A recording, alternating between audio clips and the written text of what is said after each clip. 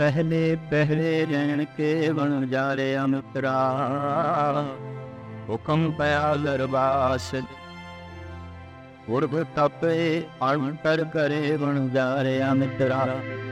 कसम से की अरदास, कसम से की अरदास वखाणे उर्भ ध्यान निवलागा। नामर जागाया कल भीतर बहुड़ जासी नागा। जैसी कलन मुड़ी है मस्तक ऐसी जियड़े बास। तो नानक प्राणी पहले पहले हुक्म पया दरबास। जीवन रूपी राज दा पहला पैर माता के गर्भ तो आरंभ होया। यही जन्म से और ये जन्म काल आनंदमयी से। तो जन्म काल समाधि लीन से माता के गर्भ में प्रवेश हो गया, जन्म हो गया। पर ये प्रवेश, ये जन्म समाधि लीन से जीवन भर जिहड़ा जीवन बचपन जवानी ते बुढ़ेपे दे दौर तो लंघदा है, फिर बचपना, फिर जवानी, फिर बुढ़ेपा, उसे आगोश नूं जीवन भर लभदा रहे। उसे ही गुफा, उसे ही समाधि, उसे ही आनंद नूं, उसे ही रस नूं। जन्म काल सारियां दा आनंदमई है, जीवन दुखदाई। जन्म काल ते सारियां दा देवमई है, जीवन दैंत बना हो जाता। जन्म काल ते सारियां दा प्रकाशमई है, पर जीवन अंधकार हो जाता। जन्म दे ते सारे भगवान की तरह आउंदे ने, पर जीवन शैतान। जीवन रूपी रात का पहला पहर व्यतीत होया भगवान की तरह। बिल्कुल देहमई समाधि नहीं एक संत, या इंज कह लो सारी दुनिया विच संत बनने का जो ख्याल पैदा होया, भगत बनने का जो ख्याल पैदा होया, ईश्वर की प्राप्ति की जिहड़ी चाहत पैदा हुई, इसकी सब तो पहले अनुभूति माता के गर्भ विच होई। सब तो पहला आनंद इसने माता के गर्भ विच माणिया सी। जीवन रूपी रात का दूसरा तय हुण जीवन प्राप्त हो गया। प्राप्त होंदियां की होया है, साहिब श्री गुरु नानक देव जी महाराज इसनूं इस ढंग नाल बयान करते हैं। दूजे पहरे रैन के वन जा रहा मित्रा, विसर गया ध्यान। वो जिहड़ी ध्यान की एकाग्रता सी भंग हो गई। उसनों सुरत जुड़ी हुई सी टुट गई, समाधि भंग हो गई। आम असी सुनते हैं किसी योगी की, किसी संत की जब समाधि भंग हो गए प्रोवित हो जाता, उत्तेजित हो जाता। और जेड़ा भी उसकी समाधि भंग करे, कई दफा ऐसा देखने दे चाहे उन्हें श्राप देने पर उतरता है। बच्चे का इधर माता के गर्भ तो बाहर आना समाधि का भंग, एक संत की समाधि भंग। अजे ये श्राप देने जोगा तो है नहीं, तो धाइयां मार के रोया, चीख निकली है, रोया, रोई जा रहा है, रोई जा रहा है। हैरानगी है कि बाहर आंदे ही रोन लग पे, इस संसार विच आंदे ही रोन लग पे। जीवन प्राप्त होया है तो रोन लग पे है। जन्म काल विच नहीं रोया, माता के गर्भ विच नहीं रोया। यही उसका जन्म सी। ते जन्म का पीरियड ये 10 महीने तक असीं मन सकते हैं। 10 महीने तक ये जन्म काल सी। फिर बालपन 9 साल तक बचपना, बिल्कुल बचपना। फिर अगाह कोई 35-40 साल तक जवानी, युवा अवस्था है। फिर जवानी तो पैर खिसकता है, बुढ़ेपे दे जो है कदम जो है पैंदे ने इस तरीके नाल 4 पड़ावां तो साडा ये जीवन लंघदा है। प्रथम जन्म, ये पीरियड, ये अवसर 10 महीने हैं। 10 महीने की लंबी समाधि कहते ने, अगर इतनी लंबी समाधि कोई जीवन काल में प्राप्त कर ले, उसने अपने आद नूं लभ लिया, उसने अपना पिछोकड़ लभ लिया। समाधि लगती है किसी की 10 मिनट, किसी की 5 मिनट, किसी अभ्यासी की 1 घंटा, किसी की 2 घंटा, कदी कदी लखां दे चंग, हज़ारां दे चंग कर मनुख धार्मिक दुनिया च ऐसा पैदा हो जाता है जिसकी समाधि कई महीने लगती है, और जिसकी 9-10 महीने पूरी समाधि लग गई, समझ लो उसने अपना जन्म काल लभ लिया। जिसने उस जन्म को पकड़ लिया है, उस जन्म को लभ लिया है, फिर ऐसो जन्म में मृत्यु होंदी ही नहीं। ये फिर जन्म ते मरण तो रहत हो गया जिहड़ा आम संसार विच चलदा। उसनूं ऐसा जन्म लभ्या जिहदे च मृत्यु ही नहीं। उसनूं ऐसी दुनिया लभी जिस विच मौत है ही नहीं। अमृत मृत्यु तो रहत जीवन, उन अमृत लगते हैं। मनुख दे प्राणां विच ये जो आबे हयात दी प्यास है, ये जो अमृत दी प्यास है, दरअसल ये प्यास भी माता दे गर्भ तो चले। क्यों? उस जन्म काल विच भी मृत्यु का भय नहीं सी, मौत का भय है नहीं सी, किसी प्रकार का कोई भी भय नहीं सी। भय चल पैंदा है जीवन प्राप्त, गर्भ तो बाहर आउंदे आई भय चल पैंदा है, बच्चा भयभीत होने लग पैंदा है, डरन लग पैंदा है। तो 10 महीने की ये लंबी समाधि, 10 महीने का ये लंबा अनुभव जीवन भर उसकी चाहत ते तड़प बनाई रखता है। यही गल वखरी है कि जिन्ने चिर तक उस तरह की गर्मई अवस्था मनुख संसार विच लभना नवे, इसनों समाधि लभनी भी, उस समाधि मिलनी भी नहीं। उस तरह की गर्मई अवस्था नूं लभण लई जे कोई साधक जंगलों की तरफ भजे, पहाड़ों की कंदरां की तरफ भजे, जमीन विच भौड़ों की तरफ जो है भजे, बलावान उजाड़ अस्थानां दे उत्ते जो है भज पे एकांत लभण की कोशिश की। एकांत का ये अनुभव भी माता के गर्भ तो चले है, उत्थे भी एक सी एकांत सी, एक दे नाल जुड़िया होया सी, खुद भी एक सी, दूजा है ही नहीं सी, तीजा है ही नहीं सी, चौथे की कोई है ही नहीं सी, भीड़ बिल्कुल नहीं सी। अज भी जे कदी कदी मनुख भीड़ तो बेचैन हो जाता है, परेशान हो जाता है, किसी एक पासे चलीए, गुस्सा तो हाईवे चलीए, इस भीड़ तो भजिए, इस तरह का ख्याल जो पैदा हो जाता है, ये ख्याल भी जन्म काल तो मिले। पर जैसे जीवन प्राप्त होया, जन्म काल तो बाहर आया, माता दे गर्भ तो बाहर आया, लिव टूट गई, ध्यान टूट गया, समाधि भंग हो गई। गुरु नानक देव जी महाराज जीवन रूपी रात दे इस दूसरे पहर नूं इस ढंग नाल बयान करते ने। दूजे पैरे रहण के वन जा रहा मित्रा, विसर गया ध्यान, हथों हथ नचाइए वन जा रहा मित्रा, ज्यों जसोदा घरे कान। जिवें जसोदा लाड दे नाल कृष्ण नूं हत्थां विच नचांदी है, पिलांदी है, बगल घेर आउंदी है। दरअसल हर बच्चा मां लई ते कृष्ण है, हर बच्चे लई मां ते जसोदा ही है। बच्चा जो है पैसा ही क्यों नहीं, वो मां लई ते राजा बैठा। बच्चा चाहे पैसा ही क्यों नहीं, वो मां लई ते कृष्ण है, मां लई ते राम है, मां लई ते अवतार है, मां लई ते भगवान है, मां लई ते सब कुछ है, मां लई ते हुक्मरान है।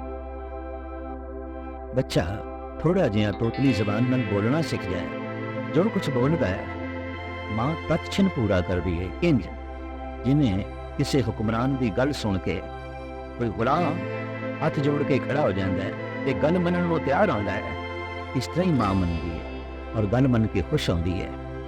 हर मां लई बच्चा ते हुक्मरान है, हर माँ ਲਈ ਬੱਚਾ ਤੇ ਉਸਦਾ ਰਾਜਾ ਬੇਟਾ ਹੈ। ਹਰ ਮਾਂ ਲਈ ਬੱਚਾ ਤੇ ਕ੍ਰਿਸ਼ਨ ਹੈ। ਇਸੇ ਖਿਆਲ ਨੂੰ ਗੁਰੂ ਨਾਨਕ ਦੇਵ ਜੀ ਮਹਾਰਾਜ ਇਸ ਦੂਸਰੇ ਪਹਿਰੇ ਵਿੱਚ ਬਿਆਨ ਪੈ ਕਰਦੇ ਨੇ। ਦੂਜੇ ਪਹਿਰੇ ਰਹਿਣ ਕੇ ਵਣ ਜਾ ਰਿਹਾ ਮਿੱਤਰਾ, ਵਿਸਰ ਗਿਆ ਗਿਆਨ ਦੇ ਟੁੱਟਦਿਆਂ ਧਾਈਆਂ ਮਾਰ ਕੇ ਰੋਇਆ। ਅਜੋਕੀ ਸਾਇੰਸ ਵੀ ਆਪਣੇ ਢੰਗ ਨਾਲ ਖੋਜ ਕਰ ਰਹੀ ਹੈ ਕਿ ਜੰਮਦਿਆਂ ਹੀ, ਬਾਹਰ ਆਉਂਦਿਆਂ ਹੀ, ਜੀਵਨ ਦੇ ਪ੍ਰਾਪਤ ਹੁੰਦਿਆਂ ਹੀ ਬੱਚਾ ਰੋਇਆ ਕਿਉਂ ਹੈ, ਕਿਉਂ ਰੋ ਰਿਹਾ। ਭੁੱਖ ਇਸ ਨੂੰ ਅਜੇ ਲੱਗੀ ਨਹੀਂ, ਸਰੀਰ ਵਿੱਚ ਕੋਈ ਰੋਗ ਹੈ ਨਹੀਂ, ਕੋਈ ਦਰਦ ਤੇ ਪੀੜਾ ਵੀ ਨਹੀਂ। ਫਿਰ ਰੋਣ ਦਾ ਕਾਰਨ, ਕਿਉਂਕਿ ਰੋਣ ਦਾ ਕਾਰਨ ਕੇਵਲ ਦੁੱਖ ਹੀ ਹੈ। ਦੁੱਖ ਤੋਂ ਬਿਨਾਂ ਰੋਣਾ ਨਹੀਂ ਹੁੰਦਾ। तमाम हंजू दुख की बुनियाद पे खड़े ने। जितना वड्डा दुख, जितनी वड्डी बुनियाद, उतना ही वड्डा हंजुआं दा महल खड़ा हो जाए। जितनियां वड्डियां दुखां दियां जड़ा, हंजुआं दे पत्ते उतनी ज्यादा हंजू ते दुख तो नहीं। जितना वड्डा दुख उतने ही हंजू। एक आलम का तो ऐसा कहना है कि मनुख की अखां दे चों अज तक जितने हंजू वगे ने, उतना जल ते शायद 7 सागरां विच भी नहीं है। मनुख इतना रोया, इतना रोया, इतना रोया। रोण का कोई कारण होना चाहिए है, वो है दुख। इस बच्चे को की दुख है? क्यों रो रहे, क्यों रो रहे हैं? इसनों भाई गुरदास जी ने ते फिर साहिब श्री गुरु नानक देव जी महाराज ने अपने ढंग नाल खोलिया। भाई गुरदास जी कहते ने, रोवे रतन गवाए के, माया मोह अनेर गुबारा, ओ रोवे दुख अपना, हस हस गावे सब परवारा। एक रतन गवा गया, एक रतन गवाच गया, एक रतन किधरे खो गया है। बच्चे को केड़ा रतन से? ध्यान दा रतन से। जी जीवन यात्रा चलिए, ये ज्ञान ते वधेगा, ध्यान नहीं वधना। ध्यान ते टुट गया, ज्ञान वधदा जाएगा। उम्र के नाल नाल ये ज्ञानी होंदा जाएगा, ज्ञानी नहीं। जन्म दे ये ज्ञानी से, जीवन दे ये ज्ञानी है। ज्ञानी निर्माणता की मूर्ति आउंदा है, ज्ञानी अहंकार का मुजस्मा। ध्यानी प्रेम की मूर्ति आउंदा, जबकि ज्ञानी अहंकार का ही चित्रण करता है। ध्यानी एकाग्र आउंदा है, जबकि ज्ञानी खिंडिया फैले आउंदा, दूर दूर तक फैले आउंदा। शायद इस वास्ते ही उर्दू दे एक महान शायर इकबाल ने ऐसा कह देता है कि फिलसफी को बहस में खुदा मिलता नहीं, दौर को सुलझा रहा है और सिरा मिलता नहीं। उनके ज्ञान बढ़ता जा रहा है, तो ज्ञान करके वाद विवाद बतेगा। जैसे कि भगत कबीर कहते ने, हर जस सुने न हर गुण गावे, बातन ही आसमान गिरावे। ज्ञान ना हुण सुनेगा ना गावेगा, बस बात नहीं आसमान गिरावे। गन्ना नाली इसने आसमान लुटाना। और जैसे जैसे उम्र बढ़ेगी, गन्ना वधन गया। अक्सर देखे कि बुढ़े जितने बातूनी हो जाते हैं, उतने बच्चे नहीं। ये बातूनी होना उम्र के नाल नाल बढ़ेगा। 4 बुढ़े जिथे बैठे ने, लगातार 4-4 घंटे बोली जा रहे हैं, बोली जा रहे हैं, बोली जा रहे हैं, लेकिन बोलने का कोई अर्थ नहीं। बस बोलने लिए ही बोलना है, बोलना ही बढ़ता जा रहा है। तो बोलना तो ज्ञान तो आवेगा, मैं ज्यादा जानना, मैं बोलना। पहले ये ध्यानी सी, ज्ञानी खामोश हो जाता है, ज्ञानी बोलता है, बहुत बोलता है, बहुत बोलता है। ध्यानी की खामोशी भी जो संदेश ते उपदेश ले जाती है, ज्ञानी के शब्द भी उतना संदेश ते उपदेश नहीं देते। ध्यानी का मौन भी जो आनंद की वर्षा कर जाता है, ज्ञानी की धुआंधार तकरीर भी झोली विच कुछ नहीं पाती। जीवन ते ज्ञानी है, ज्ञानियां नाल संसार भर गया, जगत भर गया। बड़ा बोल, बड़ा बोल। चार बंदे जिथे खड़े ने, धुआंधार बोलना चल रही है, धुआंधार गलबात चल रही है, बिना रुके ही गलबात चल रही है, और बिना रुके ही एक लंबा मौन माता के गर्भ में चल रहे। शायद बाद विच कुछ एक लोगों को जो ख्याल आया मौन धारण करिए, ये भी ख्याल उत्थों का ही मिले। ये संस्कार भी माता के गर्भ तो मौनी सी होते, ज्ञानी सी होते। ये सारे संस्कार जो माता के गर्भ विच मिले, जीवन भर ये उसकी तलाश करता रहा। मैं मौन हो जावा, मैं एकांत दे चला जावा, मैं गुफा दे चला जावा, मैं खामोश हो जावा। ये सारी अवस्था गर्भकाल में सुते सिद्ध इसनों प्राप्त सी।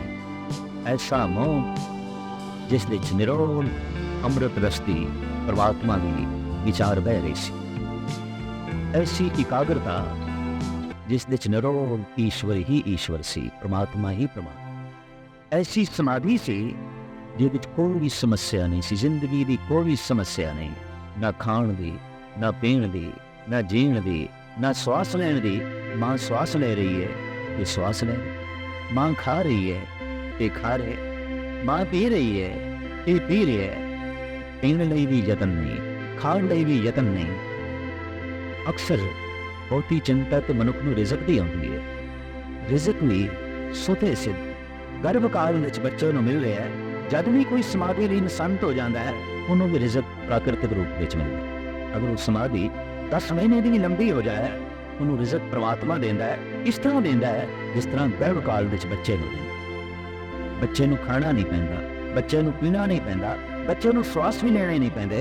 कई दफा समाधि लीन पुरुषों के श्वास भी रुक जाते हैं, फिर भी वो जिंदा होते हैं।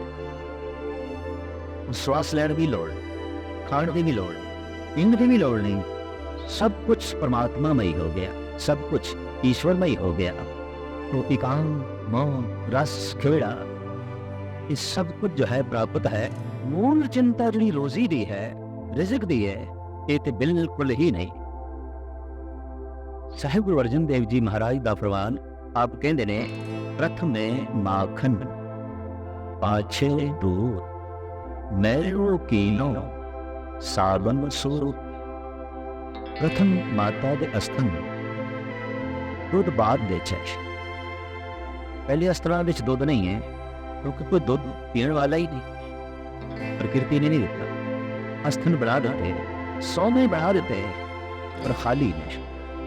भांडा बना देता है, पर भांडों तो अजय प्रभु ने कुछ पाया नहीं। क्या हो, अजय कोई पीने वाला ही नहीं आया। जैसे पीने वाला गर्भ तो बाहर आता है, भांडे लबालब भर जाते। कितनी वड्डी दया उसकी, कितनी वड्डी उसकी रहमत, कितनी वड्डी उसकी बख्शिश। इस वास्ते गुरु नानक देव जी महाराज कहते हैं कि पहले देते रिजक संभाहा, पाछे दे जंतु बाहा। जंतु बाद विच पैदा होता है, रिजक पहले पैदा होता है। किसी ने शेख सादी साहब ने कहा है, गमे रोजी महर मजन औरा के दफ्तर रा, कि पेशे अस्तिफल एजद अलकुनत पस्ताने मादर रा। भूल के भी कभी रिजक की चिंता ना करी। दुख ते सही बच्चे का जन्म बाद विच होया है, मां के अस्तना विच दुध पहले बन गया है। ईरान का सम्राट सन कितनी खूबी दे नाल, कितने सोहने शब्दों के नाल जगत नूं जो है समझा रहा है। दूसरा दायरा ध्यान टुट गया, जन्म जीवन विच बदल गया। जन्म जीवन के प्रवाह दे चल गया, प्रवाहित हो गया। पहले ठहरिया होया सी, हुण प्रवाहित हो गया। पहले रुकिया होया सी, हुण चल पिया। पहले समाधि लीन सी, हुण समस्या लीन हो, हुण समस्यावां विच घिर गया। जैसे समस्यावां विच घिरे है, रोया है, और इस समस्या ਉਦੋਂ ਹੀ ਪੈਦਾ ਹੋ ਜਾਂਦੀ ਹੈ ਜਦੋਂ ਇਹ ਗਰਭ ਤੋਂ ਬਾਹਰ ਆਉਂਦਾ। ਗਰਭ ਤੋਂ ਬਾਹਰ ਆਣਾ ਹੀ ਸਮੱਸਿਆਵਾਂ ਦਾ ਜਨਮ ਹੋਣਾ। ਇੰਜ ਨਹੀਂ ਕਹਿਣਾ ਚਾਹੀਦਾ ਕਿ ਬੱਚੇ ਦਾ ਜਨਮ ਹੋਇਆ ਹੈ ਸਮੱਸਿਆਵਾਂ ਦਾ ਜਨਮ। ਇੰਜ ਨਹੀਂ ਕਹਿਣਾ ਚਾਹੀਦਾ ਬੱਚਾ ਜੰਮਿਆ ਹੈ ਕੁਛ ਦੁੱਖ ਜੰਮਣਾ ਹੈ, ਵਿਪਤਾ ਜੰਮੀ ਹੈ, ਕਲੇਸ਼ ਜੰਮੇ ਹੈ। ਕਿਉਂ? ਬੱਚਾ ਤੇ ਰੋ ਪਿਆ ਹੈ। ਰੋਣਾ ਤਾਂ ਦੁੱਖ ਤੋਂ ਹੁੰਦਾ ਹੈ, ਰੋਣਾ ਤੇ ਕਲੇਸ਼ ਤੋਂ ਹੁੰਦਾ ਹੈ। ਤੋ ਇੱਕ ਰਤਨ ਗਵਾਚ ਗਿਆ ਇਸ ਦੇ ਕੋਲੋਂ, ਉਹ ਸੀ ਧਿਆਨ। ਤੋ ਮਾਤਾ ਦੇ ਗਰਭ ਵਿੱਚ ਬੱਚਾ ਧਿਆਨੀ ਹੈ, ਜਦ ਕਿ ਬਾਅਦ ਵਿੱਚ ਸਾਰਾ ਜੀਵਨ ਭਰ ਇਹ ਗਿਆਨੀ ਬਣਨ ਦੀ ਕੋਸ਼ਿਸ਼ ਕਰੇਗਾ, ਧਿਆਨੀ ਬਣਨ ਦੀ ਨਹੀਂ। ਜਨਮ ਵਿੱਚ ਧਿਆਨ ਹੈ, ਜੀਵਨ ਵਿੱਚ ਗਿਆਨ ਹੈ। ਗਿਆਨੀ ਦਾ ਮਨ ਖਿੰਡਿਆ ਹੋਵੇਗਾ, ਧਿਆਨੀ ਦਾ ਮਨ ਜੁੜਿਆ ਹੋਵੇਗਾ। ਗਿਆਨੀ ਚਲਾਕ ਹੋਵੇਗਾ, ਧਿਆਨੀ ਭੋਲਾ ਹੋਵੇਗਾ। ਗਿਆਨੀ ਦੂਸਰਿਆਂ ਨੂੰ ਧੋਖਾ ਦੇ ਸਕਦਾ ਹੈ, ਗਿਆਨੀ ਦੂਸਰਿਆਂ ਕੋਲ ਧੋਖਾ ਖਾ ਸਕਦਾ ਹੈ। ਇਤਨਾ ਅੰਤਰ, ਇਤਨਾ ਅੰਤਰ ਜ਼ਮੀਨ ਆਸਮਾਨ ਦਾ। ਕੋਈ ਧੋਖਾ ਖਾ ਕੇ ਖੁਸ਼ ਹੁੰਦਾ ਹੈ, ਕੋਈ ਧੋਖਾ ਦੇ ਕੇ ਖੁਸ਼ ਹੁੰਦਾ ਹੈ। ਜੋ ਧੋਖਾ ਦੇ ਕੇ ਖੁਸ਼ ਹੋਵੇ ਉਹ तो ਗਿਆਨੀ ਹੈ। ਜੋ ਧੋਖਾ ਖਾ ਕੇ ਵੀ ਪ੍ਰਸੰਨ ਹੋਵੇ ਉਹ तो ਧਿਆਨੀ ਹੈ। ਜੀਵਨ ਭਰ ਅਗਰ ਮਨੁੱਖ ਕੁਝ ਤਲਾਸ਼ ਨਹੀਂ ਕਰ ਰਿਹਾ ਹੈ ਤਾਂ ਧਾਰਮਿਕ ਲੋਕ ਕਹਿੰਦੇ ਨੇ ਧਿਆਨ ਦੀ ਤਲਾਸ਼ ਕਰ ਰਿਹਾ ਹੈ। ਇਸ ਵਾਸਤੇ ਕੋਈ ਮੰਦਰ ਜਾ ਰਿਹਾ ਹੈ, ਕੋਈ ਗੁਰਦੁਆਰੇ ਜਾ ਰਿਹਾ ਹੈ, ਇਸ ਲਈ ਜਾ ਰਿਹਾ ਹੈ ਧਿਆਨ ਸਾਧਨਾ ਕਰਨ ਲਈ ਜਾ ਰਿਹਾ। ਔਰ ਕੀ ਧਿਆਨੀ ਬਣਨ ਲਈ ਜਾ ਰਿਹਾ ਹੈ। ਗਿਆਨੀ ਤੇ ਹੈ, ਵਿਦਿਆਲੇ ਗਿਆਨੀ ਬਣਾ ਰਹੇ ਨੇ, ਸਕੂਲ ਗਿਆਨੀ ਬਣਾ ਰਹੇ ਨੇ, ਬੜੇ ਬੜੇ ਕਾਲਜ ਮਨੁੱਖ ਨੂੰ ਗਿਆਨੀ ਬਣਾ ਰਹੇ ਨੇ। ਗਿਆਨ ਦੀ ਵਰਸ਼ਾ ਤੇ ਚਾਰੋਂ ਪਾਸੇ ਹੋ ਰਹੀ। ਕਦਮ ਕਦਮ ਤੇ ਸਕੂਲ ਤੇ ਕਾਲਜ, ਕਦਮ ਕਦਮ ਦੇ ਉੱਤੇ ਗਿਆਨੀਆਂ ਦੀ ਭੀੜ। ਗਿਆਨ ਸਿਰ ਦਾ ਬੋਝ ਬਣ ਕੇ ਰਹਿ ਗਿਆ, ਗਿਆਨ ਹਾਰ ਬਣ ਕੇ ਰਹਿ ਗਿਆ। ਜਾਣਦੇ ਬਹੁਤ ਕੁਛ ਆ, ਜਿਸ ਦੇ ਸੰਬੰਧ ਵਿੱਚ ਜਾਣਦੇ ਆ ਉਹਦੀ ਪ੍ਰਾਪਤੀ ਕੋਈ ਨਹੀਂ, ਉਹ ਕੋਲ ਨਹੀਂ। ਬਹੁਤ ਕੁਝ ਜਾਣ ਲਿਆ, ਬਹੁਤ ਕੁਝ ਜਾਣ ਲਿਆ। ਗਿਆਨ ਬੋਝ ਬਣ ਗਿਆ, ਗਿਆਨ ਤਣਾਅ ਬਣ ਗਿਆ। ਔਰ ਇਹ ਸਦੀ, ਇਹ 20ਵੀਂ ਸਦੀ ਜੇ ਜ਼ਿਆਦਾ ਤਣਾਅ ਗ੍ਰਸਤ ਹੈ ਤਾਂ ਉਸਦਾ ਇਹੀ ਮਤਲਬ ਹੈ ਕਿ ਬਾਕੀ तमाम ਸਦੀਆਂ ਨਾਲੋਂ ਇਹ ਜ਼ਿਆਦਾ ਗਿਆਨੀ ਸਦੀ। ਗਿਆਨ ਗਿਆਨ ਚਰਮ ਸੀਮਾ ਤੇ ਪਹੁੰਚ ਗਿਆ ਹੈ तो फिर कुदरती गल है दुख भी चरम सीमा ते पहुंचना सी। ज्ञान करके मन की चंचलता बढ़ी, ज्ञान करके मन का जो है खिंडाव होया। ज्ञान सी ध्यान की प्राप्ति लई, लेकिन ज्ञान वरतिया गया फैलाव लई, तो बाहर तो बहुत कुछ पसर गया, फैल गया, बहुत कुछ प्राप्त भी हो गया, खो गया तो ध्यान खोया, और एक दफा जब खोया तो जीवन भर झोली दे पिया ही नहीं। इधर एक गर्भ तो बाहर आया, इधर ध्यान की डोरी टुट गई, विसर गया सब ध्यान। गुरु नानक देव जी महाराज कहते ने ध्यान ते भुल गया, ध्यान ते टुट गया। ये रतन सी रोवे रतन गवाए के मावा भव अनेक गुवारा, ओ रोवे रुख अपना हस हस गावे सद परवारा। हाय गुरवासी गर्भ काल के उस ध्यानमयी अवस्था नूं कहंदे ने वो एक रतन सी। इस देखो जो जांदा रहा। इस वास्ते साहिबां दी बाणी कहंदी है ऐसा नाम रतन निर्मोलत उन पदार्थ पाया। अगर उसी रतन नूं प्राप्त कर लेंगे, भगतां दे अंदर उसी रतन की जो है चाहत है। और जैसे उस बच्चे को ये रतन छुपिया आउंदा है, उजड़ रूप में आउंदा है, आम भाव बैरूनी दुनिया नूं जो है नहीं पता हुंदा, भगत भी इस रतन नूं हमेशा छुपा के रखने की कोशिश करते हैं। आप कहते ने अनेक जतन कर हिरदे रखिया, रतन न छपे छपाया। ये गल वखरी है कि जब गर्भ काल तो बाहर आके उस ध्यान में रतन की प्राप्ति होती है तो फिर ध्यानी छुपया नहीं रह जाता। ये ठीक है कि माता का गर्भ उधर दस देंदा है इस देच कोई जीवन पल रहे, कोई जीवन है। ये गल वखरी है, समाधि लीन है, एकाग्र है। ध्यानी नूं वेख के भी पता चल जाता है ये तो जापदा है परमात्मा के गर्भ दे चला गया, ये तो ईश्वर के गर्भ दे चला गया, ये तो परम चेतना के गर्भ दे चला गया। जो माता के गर्भ दे बच्चा है सारी जिम्मेवारी मां ले, जो परम चेतना के गर्भ दे चला जाता है सारी जिम्मेवारी परम चेतना परमात्मा ईश्वर दृढ़ ईश्वर की। इस वास्ते अगर अनुभव ये आख रहा है कि सारी दुनिया के धार्मिक अस्थान परम चेतना के गर्भ की तलाश करने लई एक सहायता करते हैं, मदद करते हैं। ते धर्म मंदिरों की तरफ भजे हुए जाते मनुख गर्भ की तलाश कर रहे हैं। फर्क सिर्फ इतना है कि पहले जब इसके कोल सूक्ष्म शरीर से तो इसने माता के गर्भ की तलाश की सी, हुण इसके कोल अस्थूल शरीर है तो इसने परमात्मा के गर्भ की तलाश की, ईश्वर के गर्भ की तलाश की। बकायदा मंदिर दे जिहड़ी गुफा होंदी उहनूं ते कहंदे गर्भ ने, मंदिर का एक गर्भ है और उसकी परिक्रमा की जाती। गर्भ की परिक्रमा क्यों कि गर्भ के अंदर देवता है। जब भी कोई परमात्मा का गर्भ प्राप्त कर लेंदा है वो तो देवता हो जाता है, ऐसा देवता हो जाता है जैसे कि सूक्ष्म शरीर माता के गर्भ में प्रवेश कर गया, देवता ही है। और एक ऐसी प्रथा भी सारे देश में लंघी है कि जब कोई औरत गर्भवती हो जाती सी तो उसकी पूजा होती सी, परिवार के सारे सदस्य उसकी परिक्रमा करके पूजन करते सन। क्यों कि ये अज देवन बन गई है, कोई देवता समाधि लीन बैठा है इसके अंदर। अगर मंदिरों की पूजा है तो महज इसलिए ये परम चेतना का एक गर्भ का साकार स्वरूप ने जिथे बैठा बैठिया कोई समाधि लीन हो जाए तो परमात्मा के गर्भ के बकायदा स्थित हो जाता है, टिक जाता है। और हूबहू इस तरह टिक जाता है जैसे कि माता के गर्भ के बच्चा, तो जिन्हें सूक्ष्म शरीर माँ का गर्भ लगता है कि अस्थूल शरीर परमात्मा का गर्भ लगते हैं, ईश्वर का गर्भ लगते हैं। और सारी जिंदगी भर उसी गर्भ की जो है तलाश होती है।